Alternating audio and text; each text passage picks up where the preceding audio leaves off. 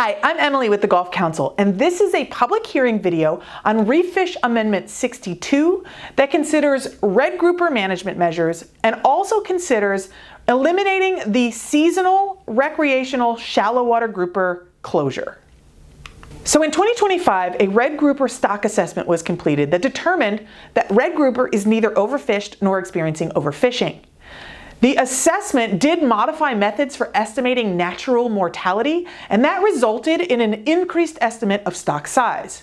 Additionally, that assessment used private recreational catch and effort data from the Florida State Reef Fish Survey, and it also combined that with charter for hire data from the MRIP FES program and headboat data from the Southeast Regional Headboat Survey.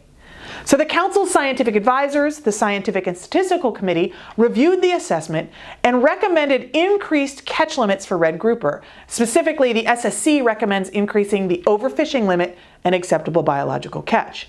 They also set a maximum sustainable yield proxy of F40% SPR, or the fishing mortality associated with 40% spawning potential ratio.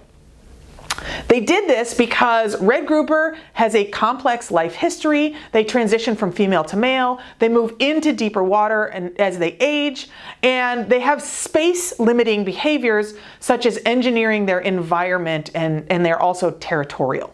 So the second thing we're going to talk about is this recreational 20 fathom shallow water grouper closure. So as you may know, there is a closure in place from February 1st through March 31st that limits recreational anglers from fishing seaward or beyond the 20 fathom boundary. Now this closure was created to provide additional protections during spawning of shallow water grouper species. It also may redirect effort to shallower water and increase discards during that time of year. There may not be wide compliance of that rule, and our Reef Fish Advisory Panel has recommended that we remove that closure. Let's start with action 1. So as I mentioned, the results of the red grouper stock assessment did initiate a change in the maximum sustainable yield proxy that's being used. So the MSY is the largest long-term average harvest that can be taken from a stock each year on a continuing basis. The SSC recommended using a higher spawning potential ratio of 40%, previously they were using 30%, because red grouper has that complex life history, and this is expected to increase the resiliency of the stock by leaving more fish in the water to spawn, but it does result in less allowable harvest than could be possible if they retained that 30%. But don't worry, there's still an increase on the books. So that stock assessment also incorporated new recreational landings estimates, and what that did is allowed for the Scientific and Statistical Committee to raise the OFL and the ABC, and now the Council gets to select if they want to increase the annual catch limits for red grouper to correspond with those new catch limits. Okay, so let's jump into the actions. Alternative 1 is the no action alternative, and that would maintain the current red grouper catch limits. Now it is important to understand that the current catch limits were defined using the MRIP FES survey for the recreational data component. Now alternative 2 would revise the MSY proxy based on the Council's Scientific and Statistical Committee recommendation of 40% SPR, but it would also use the Florida SURFs data to help define the catch limits. And you can see what those resulting catch limits would be in this table. And then finally, alternative 3, which is the Council's preferred, would also revise the MSY proxy and use the Florida SURFs data to help define the newly recommended ABC and ACLs. However, this one would do a step-up increase of ACLs for 3 years. So it would start by distributing 80% of the ACL, and then the next year it would go to 90%, and then the third year it would step up to 100%. Let's compare these alternatives. Alternative 1 is not legally viable. It relies on catch limits that were set using MRIP FES data, and SURFs are currently recognized as consistent with the best scientific information available.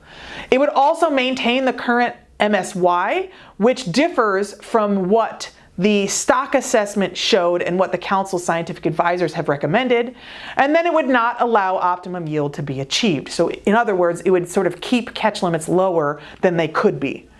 So alternatives 2 and 3 both use updated recreational data, and they both use the newly recommended MSY proxy of 40% SPR.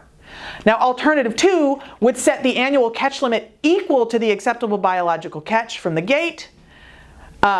That is a little bit less conservative than preferred alternative 3, which would set the ACL at a percentage of the acceptable biological catch and sort of step it up, as I explained. This is a more conservative option based on the fact that this allowable increase is pretty large. All right, let's move to action 2, which considers modifying red grouper sector allocations and setting sector annual catch limits.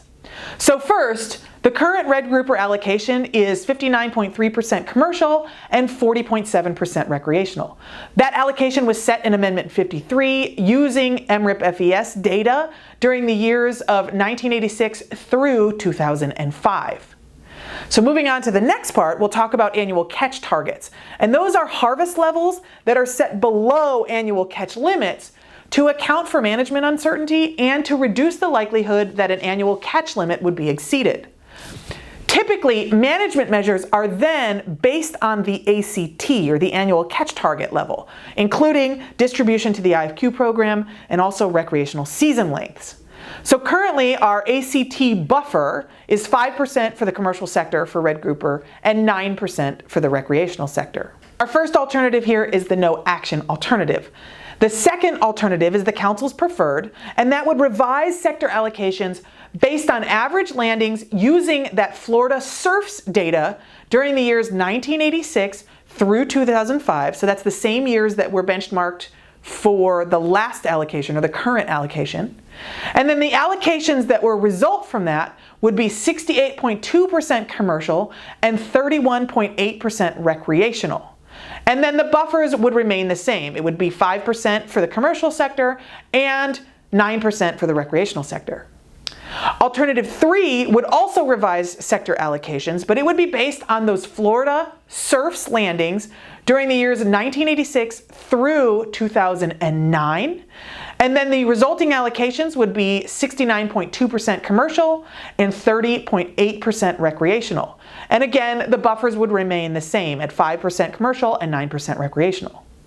And the fourth alternative is to revise sector allocations based again on those Florida State SURFs data during the years 1986 through 2004, so that's the longest time series, but we would exclude 2020 because it was the COVID year, and that would result in allocations that are 68.1% commercial and 31.9% recreational.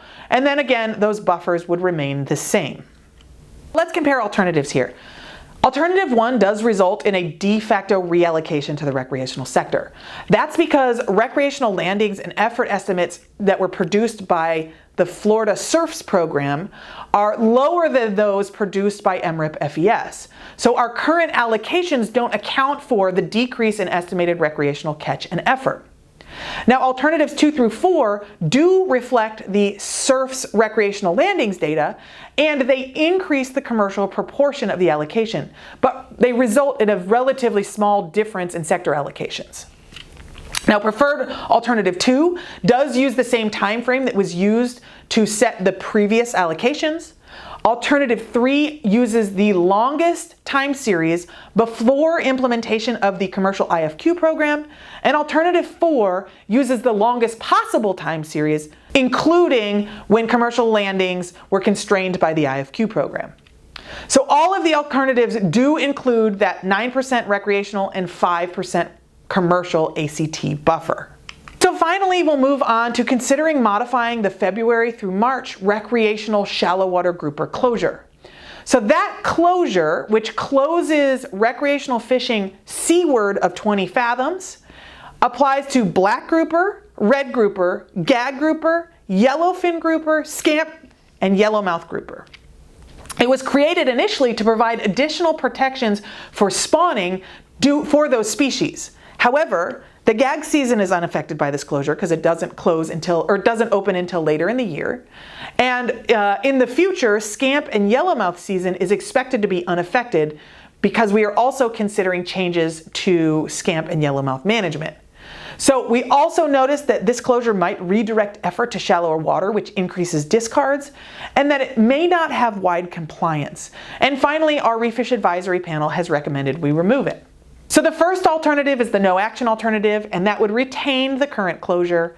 But the second alternative, which is the Council's preferred, would eliminate the February 1st through March 31st recreational close season for shallow water grouper in federal waters seaward of the 20 fathom boundary.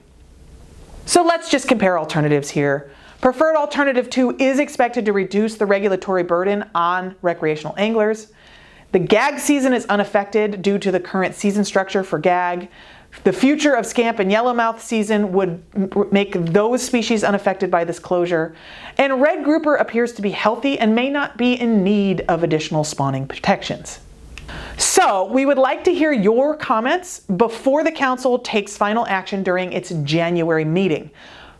Please visit our online comment form either at this link or by scanning the QR code, or just email us at golfcouncil@golfcouncil.org. Thank you so much for taking the time to watch this video and send us your thoughts.